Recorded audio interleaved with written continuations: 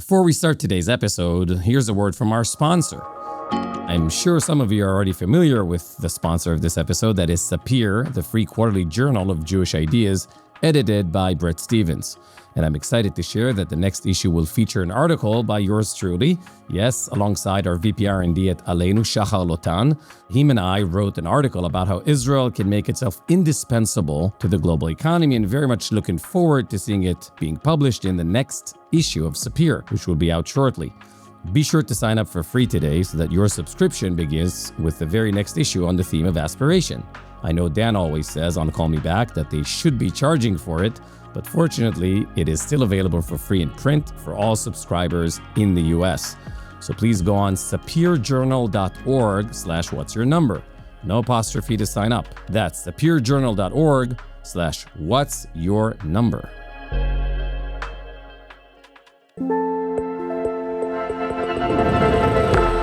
You are listening to an Art Media podcast. So Yael, what's your number? My number is 662 billion shekels. Yep, that's the 2026 state budget. Big number. That's a big number, excluding debt servicing. And right now we're on the ticking clock. I'm depending where you are in the world and what time of day it is. As of recording, we're 48 hours and counting to the last chance to pass a state budget in its first vote. A reminder, you need 3 votes to pass, and it isn't approved by the end of March. Then we have to, early elections are called, and that would be for July in this case. So, Yonatan, what's yours?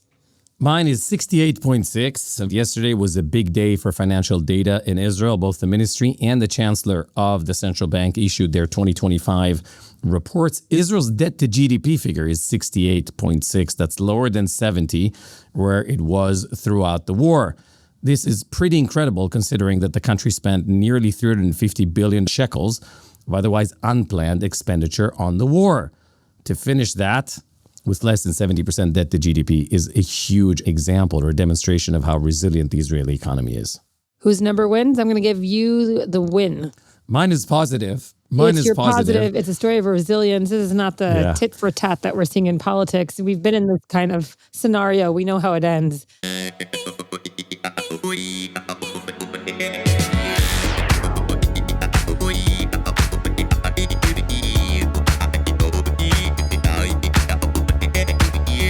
It's 3 p.m. on Monday here in Tel Aviv. We are both set for an 8 a.m. New York, stormy weather New York interview with Natti Ginor.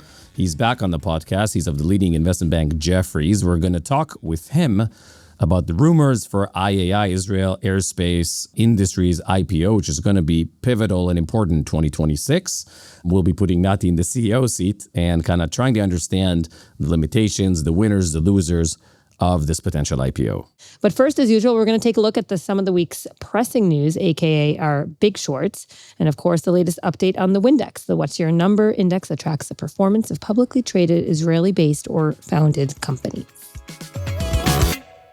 You know, as we record, just to kind of reflect how crazy the situation in Israel is in terms of news and what we're busy with, the body of Ran Gvili, the hero soldier, was just repatriated to Israel. So as of 10 minutes ago, no bodies, no live hostages remain in Gaza. Okay, let's kick things off with this week's Wyndex. Yonatan, how is it looking? So bad news. This week we see a mirror image between the Wyndex and its brother and sister, the S&P 500 and the NASDAQ, both on the up. 0.73% for S&P, 1.5% almost for NASDAQ. But rest assured, Wyndex is still leading from the beginning of 2026. It is now up 2.61 year to date compared to 1.12 for the NASDAQ and 1.02 for the S&P. As expected, though, after the Elon Twitter storm, Lemonade leads the chart with 21.6% rise on the week. It is a one-year peak in terms of its market cap. The market's also responding to Wix changing its development strategy with 5.5% rise this week. We're going to talk about that in the big shorts. Via Transportation, our latest joiner to Wyndex, is down 47% since the IPO. Not a well-received IPO. By the way, on the same ground and concern that Wix and Monday are seeing, the question is, what does AI do Tesla's about to launch their robo-taxi. What does that do to transportation as a whole? That's weighing heavily also on Via. That said, this week they're up 16%. There is a correction going on there. And so, in the red, relevant to the episode today, we see Elbit correcting at about 3%, still up almost 20% since the beginning of the year. Viz, kind of living comfortably in its peak market cap ever, historic market cap. For them, Palo Alto Networks with 2.18% negative year-to-date opening. Palo Alto carries about a third of the Wyndex, right? So when Palo Alto is not doing well, Wyndex tends to be in the red. Its market cap at roughly $125, $130 billion. Sort of, overshadows most of the other sectors in the Wyndex. It is interesting to see Israeli cyber stars sort of getting into the freezer. And I think that's a great segue to our first big short, which is Wix. We call them big digs, the big digital Israeli companies on the Wyndex in general, traded in the US. Definite headwinds coming in from the AI narrative that goes all the way from Via to eToro, all the way to Monday and Wix.com. Wix is actively trying to change that narrative. And I think it's very interesting with Wix. Let's talk about the news. So this time, CTO, Yaniv Even Chaim, not Nir Zohar, which we quoted last week, shared on X his letter introducing a new type of engineering, I would say, category, globally speaking. They call them X-engineer. Basically, an AI native design-first engineer with end-to-end ownership. The letter goes on and on to talk about how guilds, which are ideas that Wix brought to the world in terms of how do I run a company with different products through guilds, a design guild, a D2C guild, a marketing, and so on. A massive, cultural shift at Wix aimed and being communicated to the public and by that to the market. We're not taking a step back. We're going to leverage AI. We're going to win. And even though the stock is, 60% down from its peak, we're going to win the trust of investors. And, I don't know how you feel about that. Is it more narrative? Is it more, product launches? We saw Neil Zoll talking about how excited he is for the Super Bowl ad coming up. And so where do you stand on that? It's definitely narrative. It's a bit of branding. Another week, another letter from Wix, and the internet blows up. The X-engineer, just looking online and also kind of looking at exactly how the CTO kind of wrote out what the roles and responsibility of the X-engineer would be. The cynics among us will say, okay, aren't you just basically describing a full stack engineer? Many companies have stopped working in that front end, back end model, and we've all become kind of AI native. And if you haven't, maybe that's kind of telling part of the story. There's a lot of cynicism around that. The reactions online show that tension between those who are going to go, full in on AI and start working, or those who are going to kind of dance around it. And, I don't think it's just about Wix. Wix is being pretty brave and putting out their communications for all the world to see.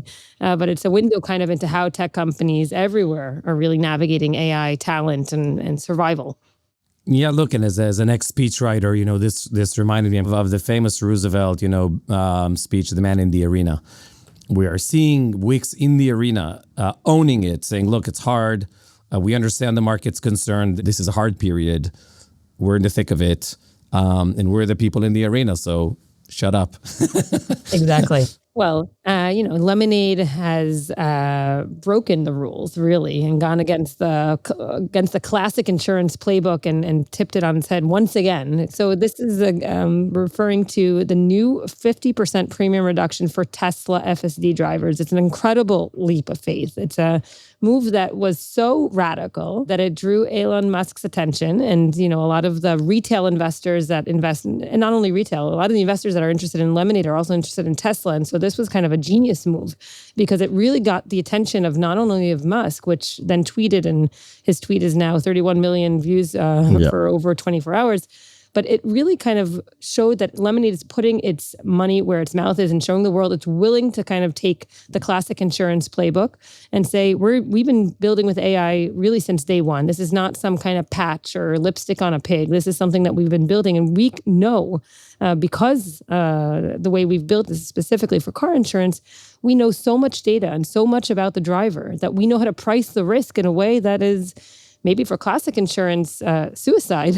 Yeah. But for us, it's just accuracy. It's real-time connectivity to the car's brain. At the end of the day, insurance is a game of statistics and data. And this is Lemonade underwriting the future. To me, I think contrary to Big Short number one, there is a lot of narrative here. We had Daniel Schreiber, one of the founders of the company, on the show a couple of weeks back. You hear that the guy is busy with AI for quite a long period of time. So narrative is definitely going on.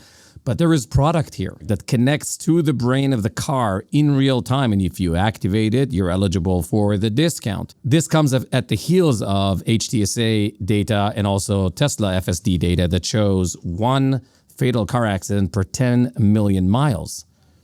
That is 20 times better than a human driver, right? And it comes at the heels also of Waymo, that's Google's autonomous taxi, showing similar type statistics, 91% better than human beings in terms of fatal injuries for the robo-taxis by Waymo. So it's grounded in truth, but you always need the first person to believe, to make the leap of faith. It's exciting to see an Israeli company make the leap of faith, showing the rest of the world, the State Farms, the Geicos of the world, what can be done. And again, it's all done naked. It's in the public market. If it works, numbers are going to have to be proven out on this thesis. This is inspiring stuff coming this week. And just to summarize, I can summarize with the word conviction. We're seeing a lot of conviction in the markets, online, and then definitely in Israeli tech. All right, Yonatan, let's go to the long play. Today, we're going to be joined now by Natti Ginor, a managing director and Jefferies head of Israel investment banking. Natti joined Jefferies in 2011, and he brought his vast experience in financial services across research, sales, and trading businesses across sectors. Now in his current role, he is responsible for devising and implementing the firm's strategy in Israel across all products. Natti was born in Israel and fluent in Hebrew, and he holds dual Israeli and U.S. citizenship, so very relevant for today's show. And as you've heard on the show before, Natti is most definitely steadfast in his dedication to supporting Israeli companies and investors and really drawing global capital into Israel. And that's why he's really the perfect guest to zoom in on IAI. It's, of course, Israel Aerospace Industries. And for the listeners that maybe don't live and breathe this world, it's one of Israel's largest and most important tech companies, but also maybe the most least understood because it's right at that intersection of government, security, and global markets. And there's been recent reporting, rumors, whoever you speak to will tell you something else, basically, that IAI is exploring an IPO, and that opened up a much bigger conversation. Not just about IAI, but also about how Israel thinks about defense tech, ownership, and growth in global markets very much broadly. So, Natti, what's your number? So 2 numbers. The first one is 1.44 billion shekels. And the second number is 4.6 billion shekels. The first number, 1.44 billion shekels, is the average total notional value of shares traded on the Tel Aviv Stock Exchange on any given Sunday in 2025.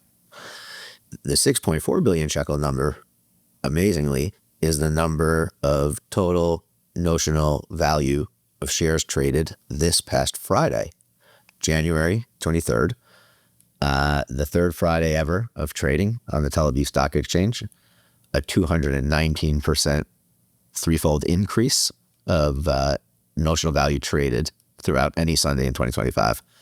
So we've actually plugged Israel into the vein of global liquidity, and it's really something exciting to see.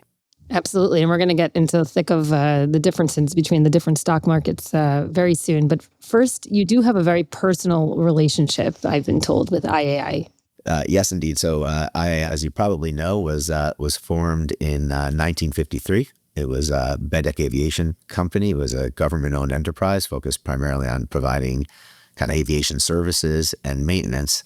About a year later, in 1954, my grandfather, Ashel Ben Yosef, joined the company. I spent 31 years at the company, ultimately retiring in 1985 and as general manager of Tassia Avirit of IAI. In 1960, about 6 years after my grandfather joined the company, that was my mother's father, my father joined the company and ended up being an aeronautic engineer at IAI for about 10 years before before he moved to the States. That is obviously a very personal and familial story, but IAI is very emotional, I think, for a lot of Israelis. You have a very direct connection. Why do you think it's a government-owned defense company? How would you kind of think about it in Israeli society first, and then afterwards, maybe it's in the broader defense ecosystem?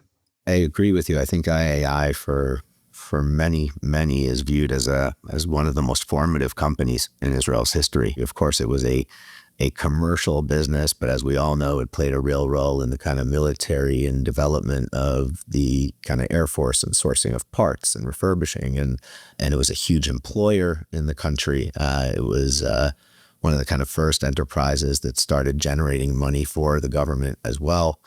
And today it's by far one of the largest private companies in the country, valued at somewhere between $20 and $25 billion. To give you perspective, the company, as far as we know, currently generated about $870 million of EBITDA in the trailing 12 months ending 2025. So unlike a lot of private companies, IAI is owned 100% by the government. It's the lifeblood in many ways of the defense kind of ecosystem. It's a great source of pride for the country, but it also is a potentially very valuable public entity as well. And I think that's the genesis of kind of the debate that's happened, frankly, over the last 5 years, but it does seem to be heating up. There's a beautiful story about the company from its historic value, symbolic value.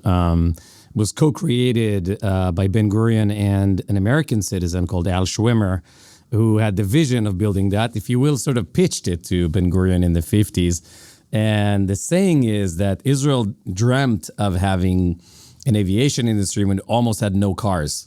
So there were no cars on the roads in the 50s. It was massive austerity regime. Folks were paying with pay slips like food stamps to get food. But there was a small, tiny group in Israel busy with, imagining an 860 million EBITDA, ultimately globally sort of bleeding edge industry. And so, for better and worse, IAI carries this massive symbolic weight in Israeli society. It also kind of reminds, Natti, I wonder your thoughts as someone who's so embedded in the Israeli tech system today. Kind of reminds us that Israeli tech didn't start with apps and SaaS and all that stuff, right? It started with, just like your grandfather, and deep engineering, national constraints. Kind of like the startup ecosystem today is very much the second chapter of Israeli tech. You could not have said it better. All of the innovation that Israel originally was known for was born out of necessity, right? It was comm equipment. It was security software. It was all of the things that kind of came out of both required national service and, threat of difficult neighbors. And you're right. We used to joke in the family that, Israel can create a fighter jet and Israel can create all of this stuff at IAI. But when it comes to cars, the Susita wasn't a particularly successful endeavor. I think the more complicated it is, the better we do in Israel. Yeah, absolutely. I joke when it rains here, we all, we don't know what to do. It's funny you say that. I was traveling to Israel a ton throughout the war, and people were showing up, sirens, with their kids. Meetings were never canceled. I was there 2 weeks ago, and it was raining. I had 4 meetings canceled in one day, more than throughout the entire war. Bringing it now, why we're talking about now, the rumors, the reports, what be you, even the discussion around an IPO is very meaningful. It signals a shift, as you said, from how do we protect this asset, something that we were very kind of holding close to our chests as Israelis, this is ours, this is government owned, to how do we help it grow? Then the questions start forming. Where do we help it grow? And that's a very different mindset, I think, for a state-owned defense company. This company is in a unique position, right? It is by far the most critical company for a national security standpoint. There's a need for capital on the heels of the war. Obviously, the economy is doing way better than anybody expected, but still, this would obviously be a tremendous source of capital, even at 10 or 15% of an issuance, it's $3 billion plus. But ultimately, the decisions are not being made by kind of traditional business people the way they are, let's say, at a company like Elbit, which, of course, is the closest kind of comp to IAI, but was formed as a JV with the government, but was a private company from day one. The decisions that have to be made here have to be made by the Ministry of Defense, the Ministry of Finance, the Israel Company Authority. And I think some of the things that they're struggling with in the kind of decision tree around timing and process and what kind of IPO to do and should it be local, should it be global, is that they're kind of wrestling with things like disclosure, things like potential exposure and liability in what court systems would any litigation take place. We've tried through the proper channels to communicate that, first of all, this is an industry, and Elbit obviously is a great example, where both the companies understand what to disclose and what not to disclose, and that investors in this sector also understand that there are things that may not be disclosed because of the sensitivity around the work that these companies do. And of course, you have Elbit in the States, and in the US, you have Lockheed and Raytheon and General Dynamics and Northrop Grumman. There's a ton in Europe as well. You look at companies like BAE and Thales and Leonardo. They all have stakes that are held by the government, or sometimes they call them golden shares, as you're all familiar with, around companies like El Al. And we've tried to kind of communicate the benefits of having top tier global shareholders, having better liquidity, having research coverage in English from analysts that cover the sector. This could both improve the valuation. It could also help the company raise more capital. It can also give them a much more diverse shareholder base from which to raise capital in the future. Really interesting data point that I think is hyper relevant. Last week, CSG, the largest defense IPO ever, Jefferies was one of the lead banks on that transaction. The company raised, if I'm not mistaken, about $4 billion at a valuation of approximately 30 some odd billion dollars. So first of all, very similar size of company, very similar targeted capital raise. That company listed in the Netherlands. I think there were 600 orders from investors around the world. It traded up 30-40% on day one. That is the type of process that I believe would be best for IAI and for the country. And the one thing I think they're wrestling with the most is that if they only sell to Israeli institutions in the IPO itself, then the default venue for any potential litigation will be Israeli courts, where I think they feel much more comfortable operating. And that's a totally fair consideration. So Natti, if we put you in the CEO seat, right? Or is this a Tel Aviv first and then see how it goes and then a dual listing strategy? Is this Tel Aviv only? I mean, I look at Palantir. They have very, very complex relationships with defense administrations worldwide. As a shareholder, you don't know. You don't get exposure. So if kind of we put you in the hot seat and you have to pitch, what's the strategy here? So it's a great question.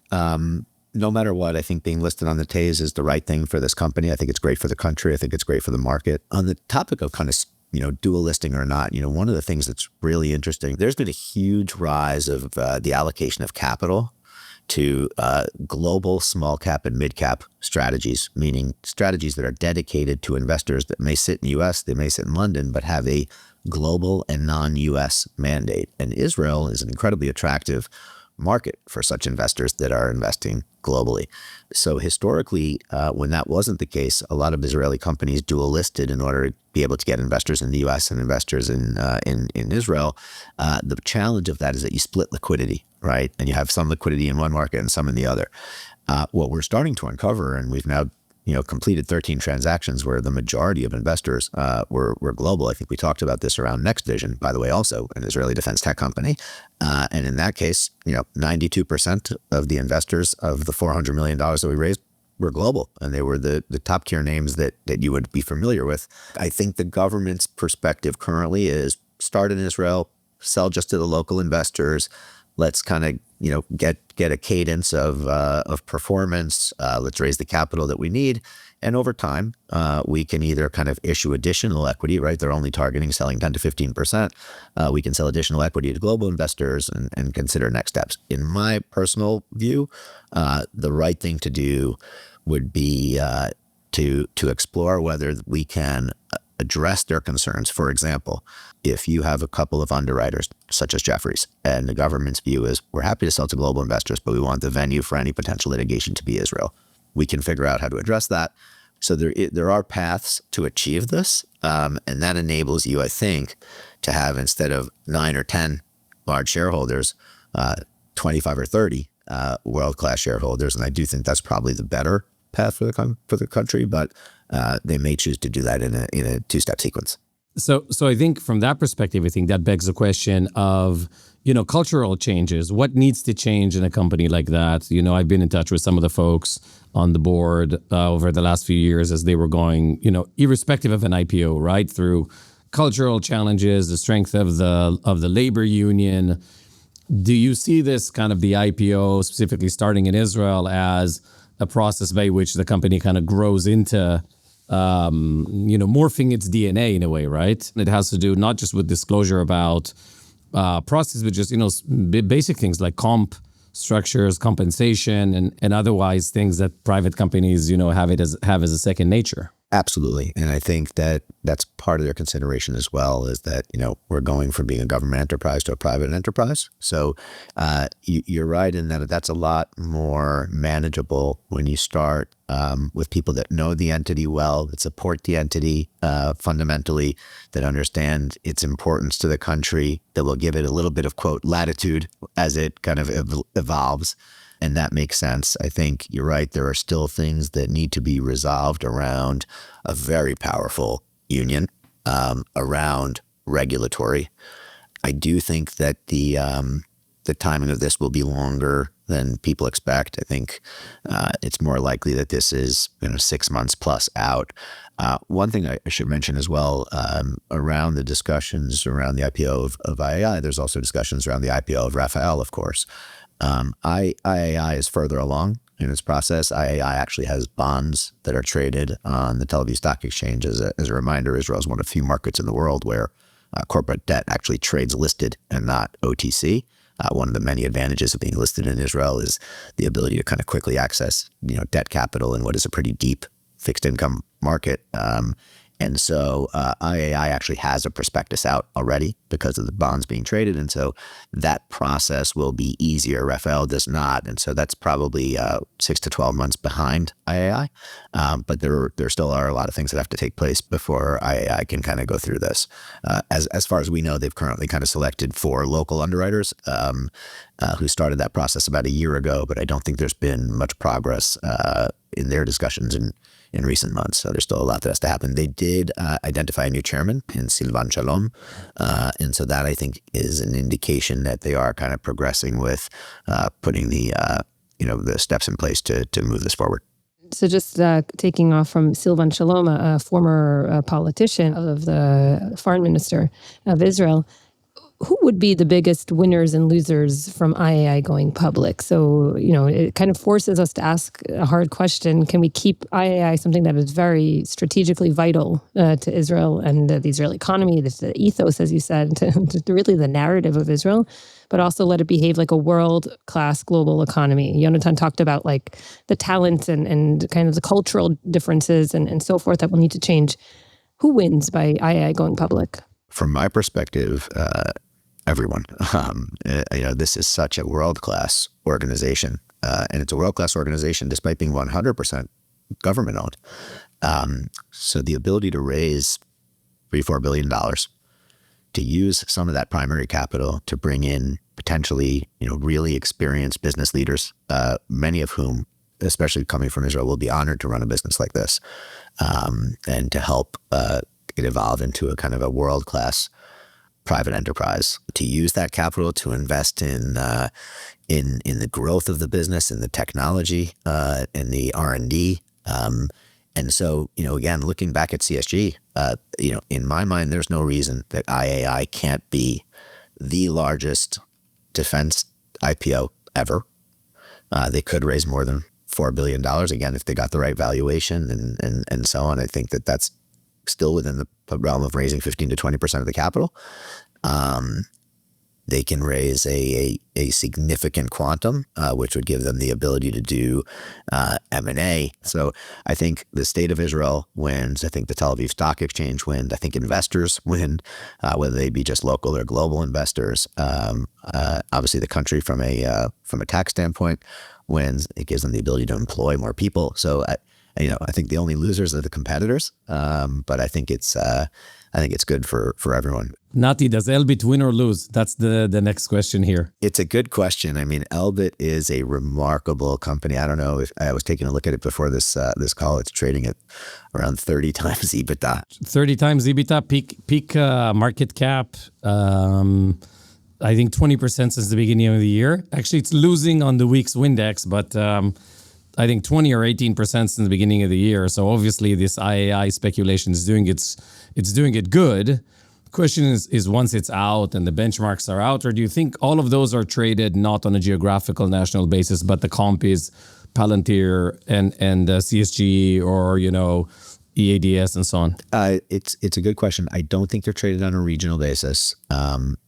At the end of the day, I think these are both considered to be top tier defense contractors. I think what's interesting about Elbit, and one of the reasons I think it gets such a premium valuation, there is a very interesting trend that's happening now, as you're all familiar, but especially in the last few weeks around the kind of dialogue between the U.S. and Europe, where you're seeing a significant increase in a focus on independence in Europe and on kind of de-emphasizing the reliance on the U.S. And Elbit is one of kind of very few tier one kind of prime that are focused on Europe. Elbit has a disproportionate amount of its revenue coming from Europe, and I think they've been a direct beneficiary of that. And I think that IAI would benefit as well. And so I don't view it as a challenge for Elbit. If anything, I think it's just kind of rising tide lifting all boats theory, and I think just kind of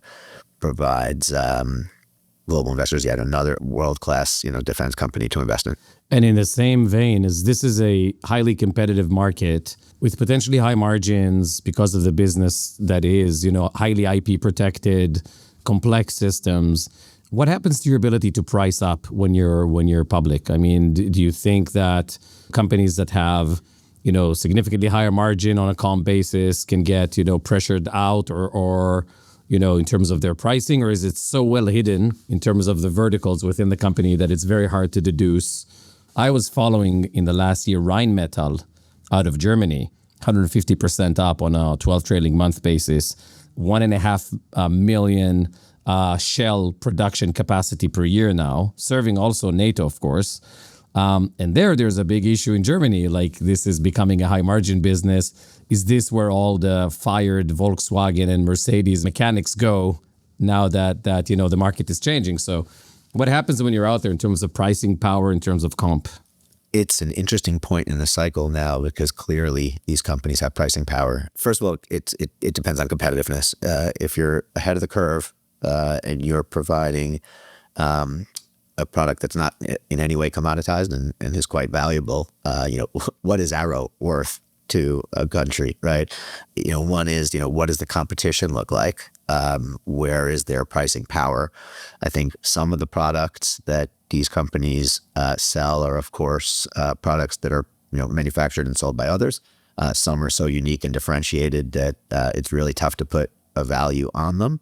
And also in this point in the cycle, you're seeing so much defense spending, rearming, preparing, because the world's an unpredictable place, that these are probably margins that are going to be tough to maintain on a long-term basis. But for now, it's about as good as it gets. We talked about CSG. Last year, I think there were 3 or 4 other very high-profile IPOs in the U.S., all of whom were incredibly well subscribed and priced above the range and traded well. I know that we're on the road this week with the IPO of York Space Systems. It's a space prime that does end-to-end kind of mission solutions across the full space ecosystem. They're raising about $500 million at a $4 billion market capture price on Wednesday this week. And from what I understand from our team, there's a backlog of 5 or 6 more of these. So it's about as good a time as it gets for being a defense company, and there's probably at some point going to be some margin pressure. But at this point, it really, I think your pricing power depends on how valuable what you're producing is and how differentiated and ahead of the curve. Natti, I'm going to tap into the Israeli-born Natti here. Is there a good case still to keep this sector largely government-owned? In Israel, I think you have to maintain government ownership and control over these companies. They're so fundamentally critical to national defense, but there are so many ways and mechanisms by which, we've talked about golden shares, we've talked about, super voting. There's all kinds of other things, mechanisms you can do. You can raise the capital that you need at valuations that you want. You can continue to grow the business. Here they're talking about a 15%-ish issuance, but absolutely, I think that having IAI and potentially Rafael remain within government control is advised in Israel more so than probably anywhere else in the world. But IAI and Rafael probably should remain as much as possible controlled by the government, in my view. Natti Ginor, thank you so much for joining us this morning, this snowy morning in New York, sunny afternoon here in Tel Aviv. Thank you for joining us. An honor to be here, and especially to talk about such an important Israeli company and one that's also so important to the family. Really appreciate you having me back, and thanks for all the great work that you all do. The podcast is fantastic. Boy, this was a tour de force by Natti. It was great to have Natti before to kind of give us a macro view, but this one was obviously close and near and dear to his heart. What I take away mainly are two things. One, I think of Elbit. I think of maybe this is there was a hint of that in what he said. Is this peak defense tech? Is this the play that basically tells everybody else, it doesn't get better than this in terms of margin and pricing capacity? Sort of one thing to remember.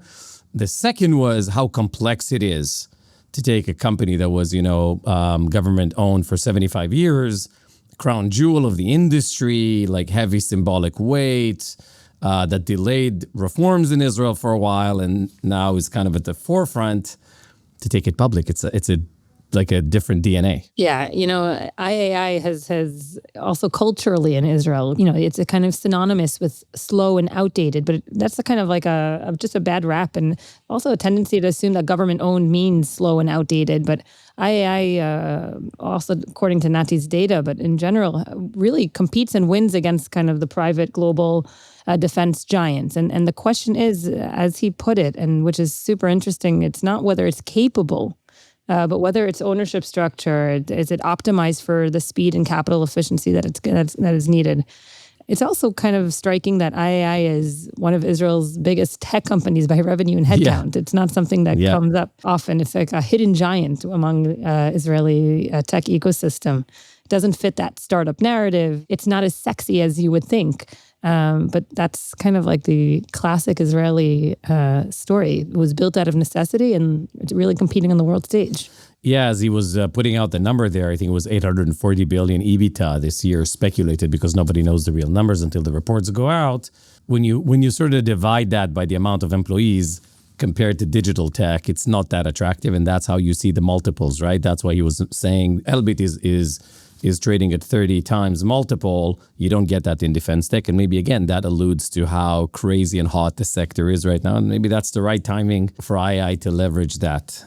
Natti was also mentioning this may take 6 months. This is not easy to do. It's still complex. And he compared it to Rafael, who is even slower and earlier in its prep. I think another number to take away from Natti is a speculation, but it seems about right that the capital to be raised would be about 15%. That is at the tail end of the IPO. Should it happen, mature, and everything works successfully, the Israeli government would still retain 85% of the shares in the company, and possibly more in the voting shares of the company. And so that gives us a bit of a sense of where this is going. So before we conclude, we talk numbers at the beginning of the episode, and we always conclude with the words. I was searching for interesting words of the week. This was the Davos week, a lot of words in Davos. But 2 sources came out this time, and I decided to bring both of them. One is short and sweet and positive. The other is very profound. The short and sweet, as it relates to also what we spoke on the Big Shorts, is Elon's tweets about lemonade. And here's how it goes. Insurance is half price when Tesla self-driving is activated because it increases safety so much. That was a retweet on a lemonade tweet. I think 31 million views within like 24 hours. And obviously the stock responded, as we discussed in the first part of the episode. And so that's, to me, words of the week on the positive side. On the other side, is the person that I personally admire for showing the world what modern formative leadership is, and that's Chancellor Merz of Germany. Last week in Davos, he spoke openly about Europe's failure to compete. This has been a sign for his leadership since he became chancellor. He says Germany and Europe have wasted incredible potential. We have become the world's champion of overregulation and zero growth. Pay attention to Germany. I think it's a founding president of this republic. Markets love it. 18% DAX increase 2025. And defense and tech investors also. We spoke about Rheinmetall with Natti.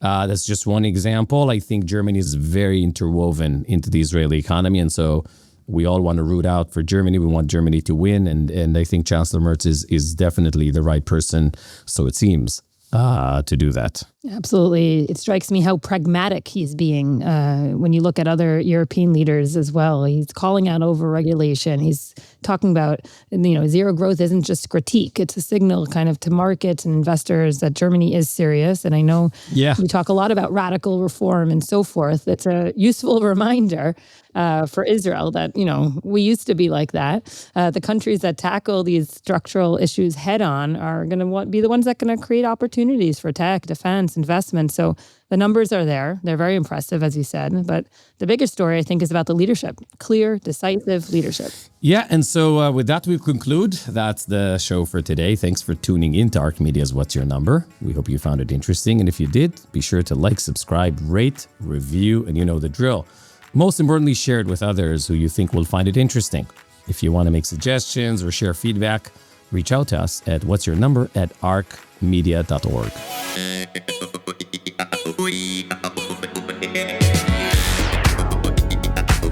What's Your Number is an ARC Media podcast. ARC Media's executive producer is Adam James Levine Aredi. Our production manager is Brittany Cohen. Sound and video editing is by Liquid Audio. Our theme music is by Midnight Generation. I'm Yael Wisner-Levy. I'm Yonatan Adiri. See you back here next week. This podcast offers general business and economic information and is not a comprehensive summary for investment decisions. It does not recommend or solicit any investment strategy or security.